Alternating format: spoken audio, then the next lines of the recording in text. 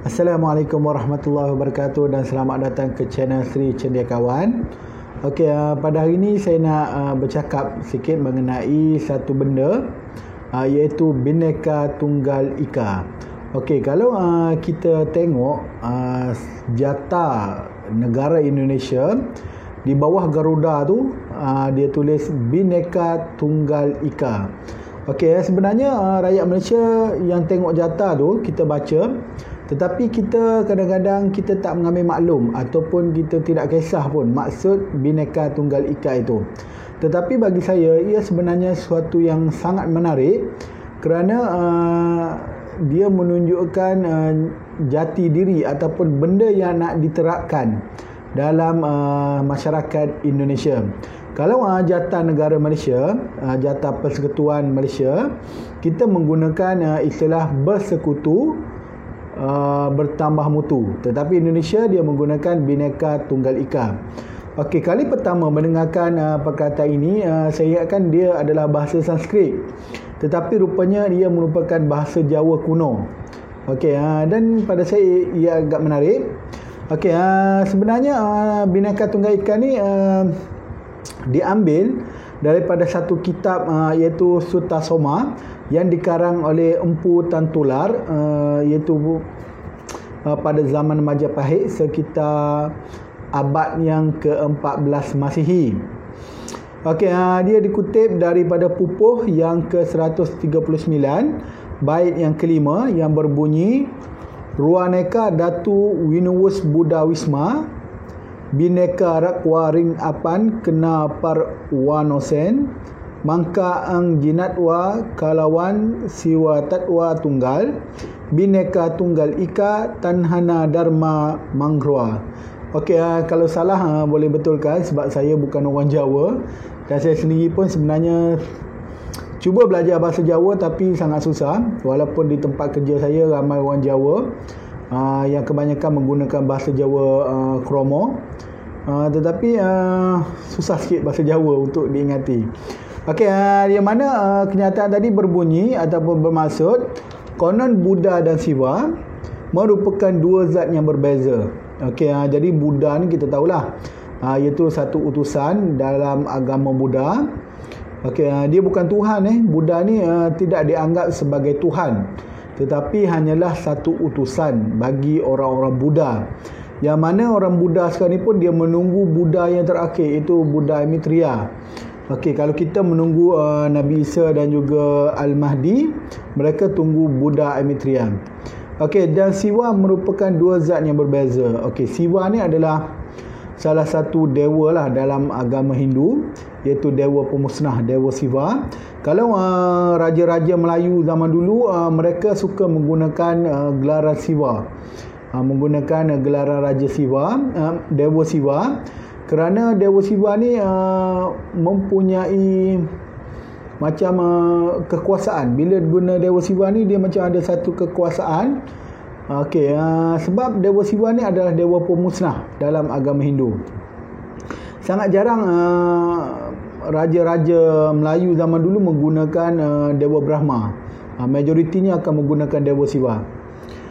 Okey, kemudian baris yang kedua bermaksud mereka memang berbeza, tetapi bagaimanakah bisa dikenali. Okey, jadi kononnya Buddha dan Siwa merupakan dua zat yang berbeza. Mereka memang berbeza, tetapi bagaimana boleh dikenali. Okey, bagaimana dia nak kenal? Sebab kebenaran Jina dan Siwa adalah tunggal. Okey, jadi sebab kebenaran Buddha dan Siwa itu adalah merupakan benda yang satu, benda yang tunggal. Terpecah belahlah itu, tetapi satu jugalah ia. Maksud dia maksudnya adalah benda tu benda yang lain, tapi sebenarnya benda yang sama. Tidak ada kerancuan dalam kebenaran. Jadi mungkin apa yang cuba disampaikan oleh Empu Tan Tular ni dalam karyanya Sutta Soma ni adalah dia nak menceritakan mengenai Buddha dan juga Siwa tu dua entiti lain tapi sebenarnya adalah satu. Mungkin macam konsep Trinity lah kot, tiga dalam satu, ni dua dalam satu gitulah. Okey, tetapi menariknya apabila Indonesia mengangkat Bhinneka Tunggal Ika sebagai satu trademark ataupun satu benda yang mereka nak capai dalam negara Indonesia. Okey, Bhinneka bermaksud aneka, tunggal bermaksud satu ataupun tunggal, ika bermaksud itu. Jadi kalau terjemahan harfiahnya, Bhinneka Tunggal Ika bermaksud beraneka, satu itu. Ataupun terjemahan dari segi bahasa, kita boleh katakan sebagai beraneka ataupun beragam ataupun pelbagai tetapi satu. Maksudnya keberagaman dalam satu. Keberagaman di dalam satu. Kenapa Indonesia menggunakan Bhinneka Tunggal Ika ini? Pada saya, kerana Indonesia sebenarnya mempunyai banyak suku ataupun banyak suku kaum, banyak budaya yang berbeza, banyak bahasa yang berbeza, banyak agama yang berbeza. Di Indonesia sendiri ada lebih 714 suku yang mendiami di kepulauan-kepulauan Indonesia yang berjumlah sebanyak 17,000 pulau. Lebih 17,000 buah pulau. Sangat banyak.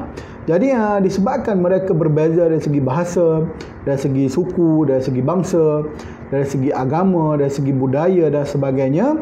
Jadi mereka kena bersatu. Jadi mereka kena jadikan satu. Keberagaman ini dijadikan satu. Okey, dan saya tengok antara cara nak menyatukan keberagaman ini adalah dengan menggunakan bahasa Indonesia. Okey, kita tak boleh paksa orang lain masuk agama kita. Kita tak boleh paksa orang lain mengamalkan budaya kita. Kita tak boleh paksa orang lain menjadi suku kita, tak boleh. Tetapi kita boleh paksa orang lain untuk menggunakan satu bahasa saja di dalam sebuah negara, terutamanya dalam urusan rasmi ataupun urusan pertuturan seharian. Okey, sangat menarik pada saya. Okey, jadi dia kata Bhinneka Tunggal Ika ini adalah untuk menggambarkan persatuan ataupun kesatuan bangsa Indonesia yang beraneka. Okey, jadi dia adalah simbol untuk menyatukan bangsa-bangsa Indonesia yang terlalu banyak itu. Ada 714 suku. Dia nak menyatukan melalui Bhinneka Tunggal Ika. Okey, jadi antara fungsi Bhinneka Tunggal Ika ini adalah pertama untuk mencipta dan menjaga kesatuan Republik Indonesia. Jadi untuk menjaga keutuhan dan juga kesatuan Republik Indonesia ni, mereka kena ada satu konsep lah, dan konsep itu adalah Bhinneka Tunggal Ika. Jadi semua rakyat Indonesia tahu bahawa itulah yang negara nak capai. Okey, kemudian yang kedua adalah untuk membangunkan kehidupan nasional yang toleran. Okey, maksud dia nak bangunkan kehidupan kebangsaan, kehidupan dalam negara yang bertoleransi antara satu sama lain. Okey, kemudian adalah sebagai rambu-rambu peraturan dan kebijakan negara. Mungkin maksud dia ialah nak menjadikan asas dalam sesebuah negara lah. Okey, yang keempat ialah membantu mewujudkan cita-cita leluhur bangsa. Okey, mewujudkan cita-cita nenek moyang. Leluhur ni nenek moyang bangsa, ataupun mewujudkan cita-cita nenek moyang kita yang dululah. Okey, dan yang kelima ialah membentangi perdamaian Indonesia. Jadi Bhinneka Tunggal Ika ini akan menjadikan Indonesia sebagai sebuah negara yang damai. Okey, pada saya benda ini sangat menarik, sangat menarik. Negara kita Malaysia sendiri sebenarnya negara yang pelbagai kaum dan juga pelbagai suku. Orang Melayu di Malaysia lebih kurang 40% lebih, dan selebihnya adalah orang bukan Melayu yang terdiri daripada pelbagai bangsa dan juga pelbagai suku. Jadi benda ni adalah sangat menarik. Dan kita sendiri di Malaysia sendiri, kita memang mengamalkan bahasa Melayu sebagai bahasa kebangsaan kita, sebagai bahasa utama, sebagai bahasa pertuturan dan juga sebagai bahasa yang digunakan dalam sekolah dan juga pelbagai agensi kerajaan. Namun kita akui ada segelintir kecil, yang kecil saja dalam rakyat Malaysia yang tidak boleh menggunakan bahasa kebangsaan dengan baik. Bahkan ada yang langsung tidak faham bahasa kebangsaan, sehingga kan apabila masuk mahkamah mereka memerlukan penterjemah. Ini segelintir kecil lah, tak banyak. Ini mungkin disebabkan beberapa faktor lah. Pertama ialah mereka ini tidak bergaul dengan bangsa lain, terutamanya orang Melayu. Mereka hanya bergaul dalam bangsa sendiri, menyebabkan sukar untuk menguasai bahasa kebangsaan. Yang kedua, mungkin disebabkan oleh sekolah vernacular. Sekolah berasaskan kaum ni, di mana mereka sekolah dekat situ, tidak bergaul dengan orang lain, sehingga mereka sukar untuk menguasai kosakata daripada bahasa kebangsaan lah.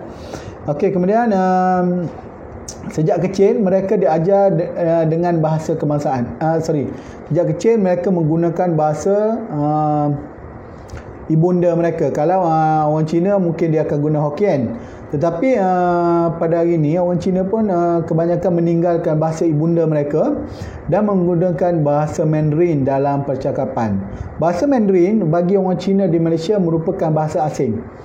Orang Cina Malaysia ni, bahasa Melayu adalah bahasa asing bagi mereka, dan bahasa Mandarin pun sebenarnya bahasa asing bagi mereka. Sebab kebanyakan sebenarnya orang Cina Malaysia adalah biasanya menggunakan bahasa Cantonese. Jadi bahasa Mandarin adalah bahasa asing, bahasa yang langsung mereka tidak fahami. Tetapi mereka akan belajar kerana itu adalah benda sejagat. Bahasa sejagat bagi orang Tionghoa. Tapi benda ni adalah jumlah yang saya rasa tak ramai lah. Tak banyak, tak ramai, tetapi ada. Kita tak boleh nafikan benda tu memang ada. Okey, dan kebanyakan berlaku adalah di kawasan perkampungan, kampung baru lah. Biasanya kampung baru yang didiami oleh keluarga Cina sahaja. Ataupun biasanya berlaku juga di kota-kota besar macam Kuala Lumpur. Kebanyakan mereka tidak fasih lah, ataupun boleh menggunakan bahasa Melayu dengan sikit je ataupun minima. Tapi yang menarik, di Kelantan dan juga Terengganu, dua buah negeri ini, orang Cina, orang India, orang asli dan sebagainya menggunakan dialek tempatan. Maksud dia orang Cina dekat Kelantan, mereka fasih, begitu fasih dengan dialek tempatan. Bahkan budaya mereka sendiri sebenarnya menggunakan budaya orang Melayu. Contohnya orang Cina ataupun orang Siam di Kelantan, ataupun orang India di Kelantan, mereka bukan sahaja menggunakan dialek Kelantan dalam percakapan harian, termasuk dalam keluarga mereka, tetapi mereka juga menggunakan menggunakan budaya orang Melayu, seperti memakaikan plekat, pakaian macam orang Melayu. Kemudian dari segi makanan pun sama. Orang Cina, orang Siam dekat sana pun makan budu. Okey, makan budu, makan ikan singgang dan sebagainya. Dan begitu juga dengan di negeri Terengganu. Sama je. Budaya, bahasa dan sebagainya. Dan saya pernah jumpa dekat hospital Kuala Terengganu, yang mana satu keluarga Cina, dia bawa ayah dia sakit. Kemudian mereka bersembang sesama ahli keluarga itu menggunakan dialek Terengganu. Bagi saya itu adalah benda menarik, dan sebenarnya telah menepatilah Bhinneka Tunggal Ika, iaitu beraneka tetapi satu, beragam tetapi kita adalah satu. Okey, benda ni sebenarnya saya dah lama dengar Bhinneka Tunggal Ika, tetapi akhir-akhir ni saya rasa begitu tertarik, dan saya mula mengkaji dan juga mula membacalah apa yang dimaksudkan dengan Bhinneka Tunggal Ika. Kalau sebelum ni pandai sebut je, tapi sekarang ni alhamdulillah saya sendiri pun dah faham, dan saya harap rakyat Malaysia juga akan faham apa itu Bhinneka Tunggal Ika. Okey, dan ini merupakan satu usaha kita untuk mewujudkan kesatuan dalam sebuah negara, kerana kesatuan inilah yang akan menjadikan kita yang menguatkan perpaduan kita antara kaum yang berlainan. Okey, saya rasa setakat itu saja. Assalamualaikum warahmatullahi wabarakatuh.